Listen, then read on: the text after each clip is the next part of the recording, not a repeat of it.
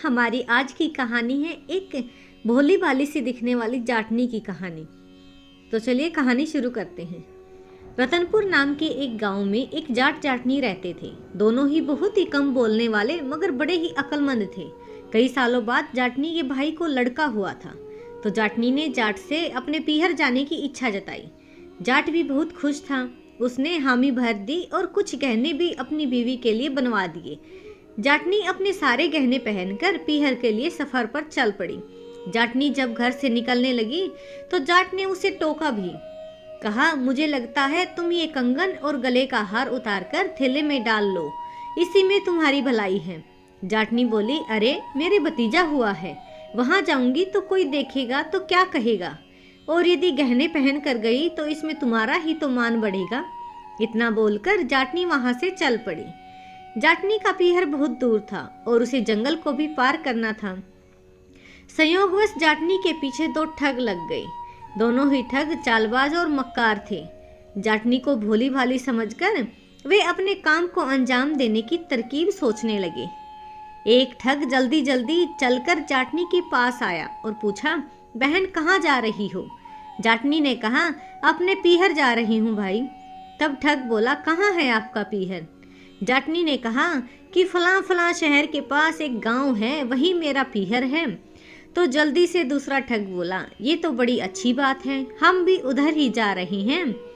जाटनी ने कहा, ये तो और भी अच्छी बात है, एक से भले दो, दो से भले तीन। तब एक ठग बोला, बहन कोई कहानी ही सुना दो जिससे थकान महसूस ना हो और सफर भी जल्दी कट जाए। जाटनी बोली, मुझे तो भाई ऐसी कोई कहानी नहीं आती, तुम ही सुना दो। तब दूसरा ठग बोला, ठीक है, हम तुम्हें कहानी तो सुना देंगे मगर हमारी एक शर्त है। जाटनी ने कहा, कैसी शर्त है? तब ठग बोला, शर्त ये है कि अगर तुमने हमारी कहानी को झूठा कहा तो हम तुम्हारे कंगन उतार लेंगे। जाटनी दिखने में भोली भाली थी, लेकिन थी वो बहुत समझदार। अब उसे समझने में देर न लगी कि ये लोग मुझे ठगने के इरादे से मेरे साथ चल रहे हैं। जाटनी अब और अधिक सावधान हो गई थी और बोली, मुझे तुम्हारी शर्त मंजूर है, तुम कहानी तो सुनाओ। तब एक ठग कहानी सुनाने लगा। ठग बोला, बहन हमारी एक गाय थी, बड़ी ही खूबसूरत, मोटी मोटी आंखें थी उसकी, उसके बड़े मतवाले सींग थे, लंबे लंबे कान थे और दूध तो इतना देती थी कि हम दोहते दोहते थक जाते थे, लेकिन फिर भी दूध खत्म नहीं होता था। उसमें खास बात ये थी कि यदि हम उसके दाहिने सींग पर बैठ जाते तो आकाश में पहुंच जाते और बाएं सींग पर बैठ जाते तो पाताल में पहुंच जाते। फिर जब दूसरा विश्व युद्ध हुआ तो एक गोली सनसनाती हुई आई और हमारी गाय की गर्दन पर जा लगी। वह बेचारी तड़प तड़प कर मर गई। जाटनी बोली, तुम्हारी गाय के मरने का मुझे बड़ा अफसोस हुआ भाई।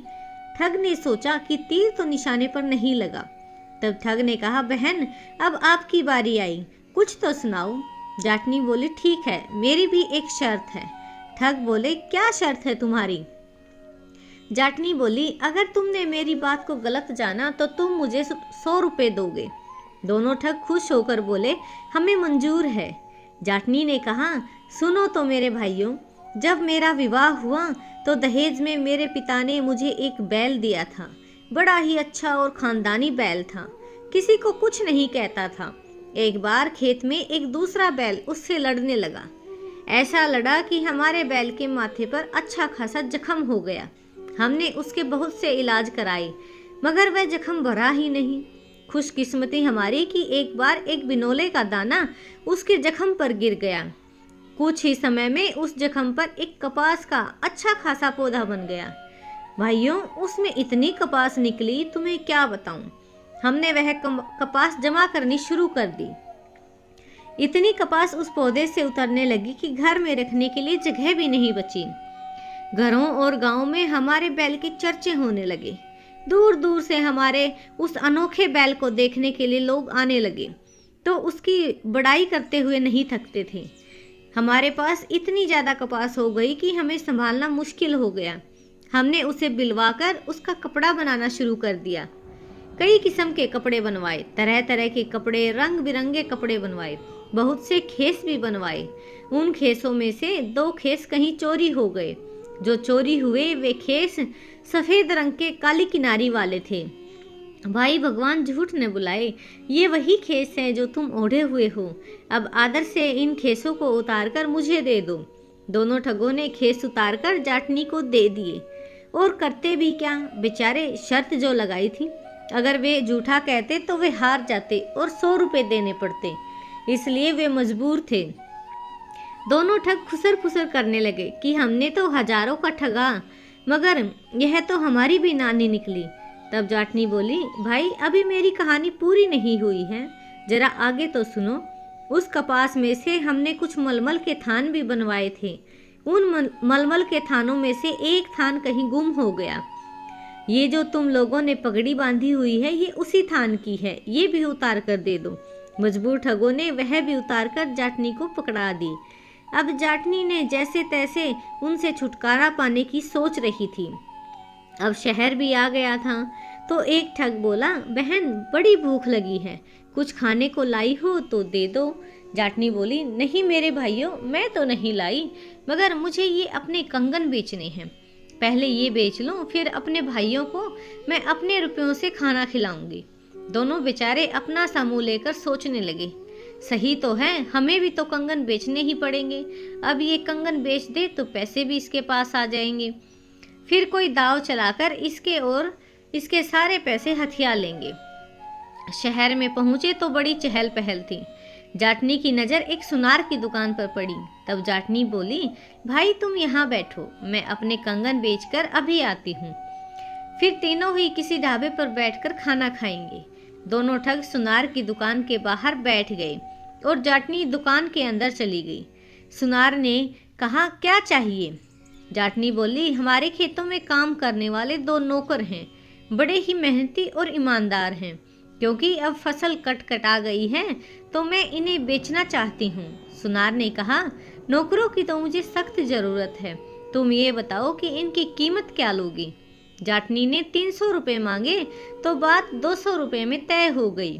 जाटनी ने कहा, एक बार मैं इन नौकरों से पूछ लूँ कि यहाँ दोनों बिकना चाहते हैं या एक। फिर जाटनी बोली, अरे सुनो, एक या दोनों? ठगों ने सोचा कि यह कंगन बेचने की बात कर रही है। दोनों एक स्वर में बोले, दोनों बेच दो। जाटनी ने सुनार के पास दोनों ठगों को बेच दिया और 200 रुपये लेकर बाहर आकर बोली, इसी सुनार के मित्र के पास में ही मिठाइयों की एक दुकान है। इसने मुझे बताया है कि वहाँ बड़ी लजीज मिठाइयाँ बनती हैं। तुम यहाँ ठहरो, मैं मिठाई लेकर अभी आती हूँ। थोड़ी देर बाद सुनार ने उन ठगों को अंदर बुलाया और दुकान की सफाई करने के लिए कहा, तो उनको हकीकत का पता चला। दोनों ठगों ने अपना माथा पीटा और बेमन से काम करने लगे। उधर जाटनी अपने पीहर पहुंची और सफ़र की यह कहानी सुनाकर खूब हंसी।